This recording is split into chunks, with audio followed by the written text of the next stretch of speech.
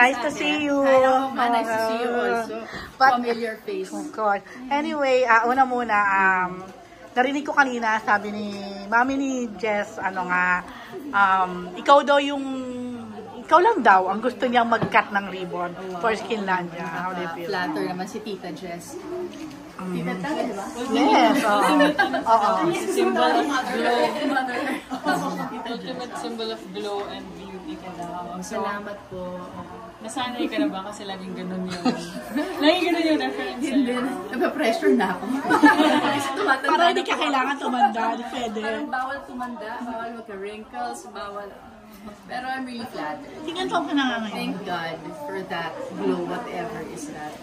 Ilan taon ka na nga? 42. Grabe siya. Ang shampoo mo. 6. Diba? Anong Ito. sabon mo? Anong sabon mo? Ayan na. Paano ka na-contact or na-connect para makuha ang mag-cut ng Miss D, House of D. kay Miss D. Tita Sheer. Close ng mami mo. Yes.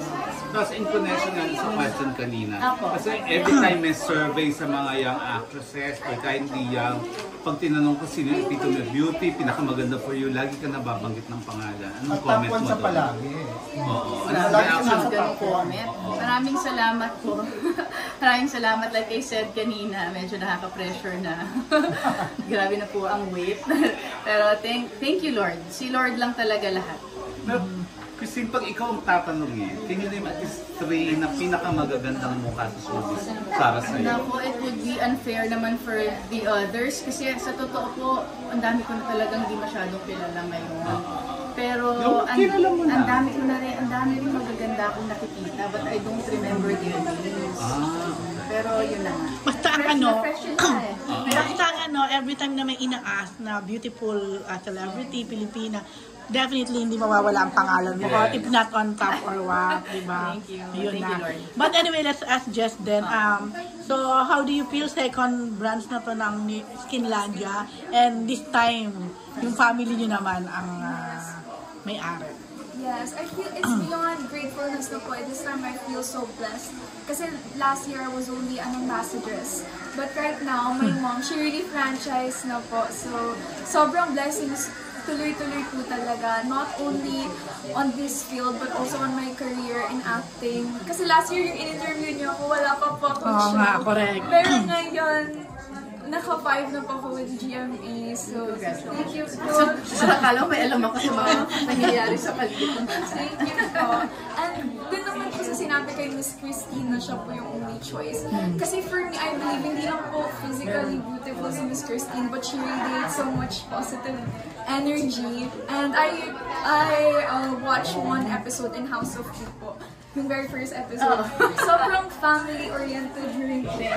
And then, yung naka-center talaga si God sa... Yes. So I believe it's also why you're beautiful po. Thank you.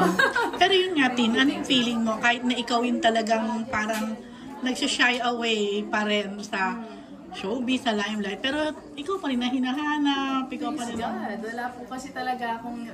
Hindi na ako in control po dyan. It's really the Lord who's, blessing me with so much. Napakabuti talaga ni God. Pero hindi niyo ba nauupuan minsan ni Oyo na, sige na nga, tumanggap na nga ako. Like, I'll make a telestory na nga, I'll do a movie na nga. Wala naman po talagang problema kay Oyo. Ako yung Yun nga, ikaw. So, hindi pa ba dumarating yung time na, sige na nga, gagawa na nga uli ako ng pangako sa sa'yo. totoo, gusto ko talaga. Namimiss ko rin po talaga. Except yung demands. Ayun nga. Kaya may House of D. Pero yung demands po kasi, ate alam mo naman ang demands ng teleserye.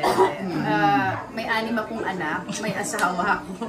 So hindi na siya yung parang katulad nung dati na anytime tawagin nila ako in the middle of the night, pwede nila akong hatakin, things like that. Yung may kailangan i-shoot, may kailangan...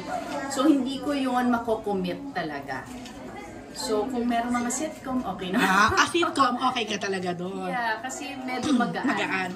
Pero yung House of D, nung dumating to, parang alam namin, na-excite ka rin dito. Ang sarap ng mag-ayos ng hair, tsaka mag-makeup, oh. Nakakamiss mo talaga. Kasi, syempre, I grew up doing this, eh. So, na-enjoy mo to, yung House of D din. Tapos with Miss D, Yeah, with the family pa. Tapos, I can be myself. Hindi ko kailangan umiyak. Correct. Pero parang mas open ka dito, Tin. What do you mean, ate? Parang mas relax ka, mas kung whatever na pinag-uusapan nyo. Oo, yes.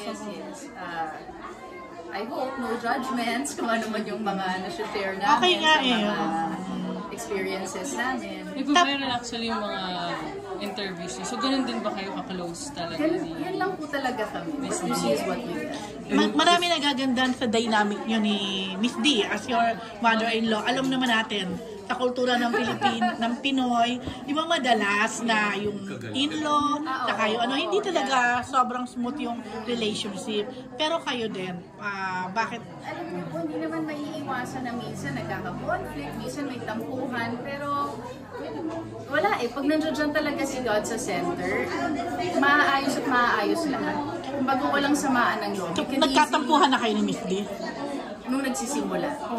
Meron din. Nung nagsisimula. Pero, kumbaga lahat naman yung naayos eh. In time. Tsaka naayos talaga ni God lahat. Nag-viral yung sagot mo na yung sa bawal tumanggi. Bawal tumanggi. Tawang-tawa si Miss D. Correct. So naging reaction niya after that? Yun naging... Nagtatawanan lang. Tawa lang sila. Sagot talaga. Pero Tin, bawal talagang tumanggi. Bawal. Bawal. Sabi nga ni Miss D, nagulat daw siya kasi ang una niyang kilala sa'yo, tahimik ka, ganyan. Pero nung House of Andina, nagulat siya, napaka-fluent mong mag-host, makwento ka, reaction mo doon. Thanks, Ma. Getting to know each other tayo.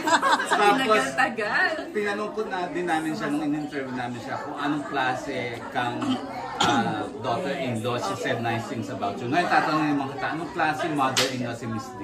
Akala ko sabihin niya maldita. Hindi, she said nice things about you too. Anong klase siyang mother-in-law? Nakakatuwa nga isipin kasi sa totoo, kung tatanungin, kung aalamin natin yung sasabihin ng mga ibang tao, feeling nila si Mama D, supladita, parang mataray, nila sa akin, di ba, ganun. So parang ako, nakakatawa lang kasi she's very blunt. Alam mo yung straightforward. Eh, ganun din ako. So nagkakasundo kami. Kaya minsan pag merong mga mga parang, ay, bakit ganyan siya? Very frank, very ganyan. So, I just understand, natatawa nga ako sa niya, pagka-straightforward niya eh. Kasi totoo lang siya talaga. And ganoon din ako. So, nagkakaintindihan kami ni Mama D. Since nandito tayo sa Skinlandia, ano ang sikreto niyong dalawa? Siyempre si Jess, medyo bagets pa. Si Tin naman, dai. Forever. Yung forever yan. Forever yan ka nga eh. Parang, Ano talaga yung tips na tayo? parang lang tayo, ilang time na. Kaya nga. So, anong secret talaga? Wala. To be honest, talaga wala maisip na sikreto kasi hindi talaga sikreto. Lagi ka tinatanong ng sikreto ng pagiging maganda. Pero hindi ka parang ano yung routine mo? Kasi alam namin, faith nakatulong talaga. Pero in terms of, ano yung ina-apply? For me, ina-apply. Moisturizer lang po eh. Tsaka facial cleanser. Yun lang naman. Yun lang talaga. Yun lang po talaga. Ang sa akin lang na talagang pilit kong kailangan laging nandyan is to have yung peace sa puso. Kumbaga, when God is there kasi, you'll have joy, you'll have contentment, you'll have peace. So kahit medyo may challenges, pag nandiyan si God sa buhay mo, you'll always go back to Him. Siya yung anchor ko. So, yun lang talaga.